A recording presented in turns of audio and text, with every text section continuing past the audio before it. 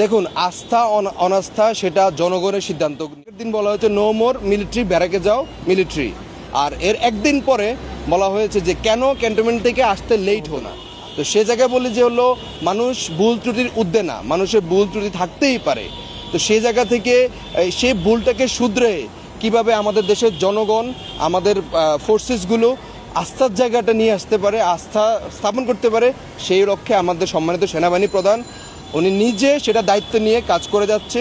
যদিও কিছু প্রতিবন্ধকতা দেখতে পাচ্ছি, বিভিন্ন সময় দেখা যাচ্ছে যে হলো আমাদের বিশেষ করে প্রতিরক্ষা মন্ত্রণালয়ের সাথে যে কোঅর্ডিনেশন হচ্ছে, সেই কোঅর্ডিনেশনটা যথেষ্ট প্রপারলি হচ্ছে না।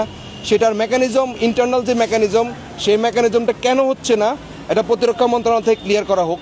কারণ আমাদের প্রতিরক্ষা মন্ত্রণালয় আমাদের সার্বভৌমত্ব রক্ষার মেন দায়িত্বে আছে, কারণ আমাদের যে মিলিটারি সেটা কিন্তু প্রতিরক্ষা মন্ত্রণালয়ের আন্ডারে। তো আমাদের প্রতিরক্ষা মন্ত্রণালয় যদি ভঙ্গুর অবস্থা থাকে তাহলে আমাদের সার্বভৌমত্ব ভঙ্গুর অবস্থা থাকবে।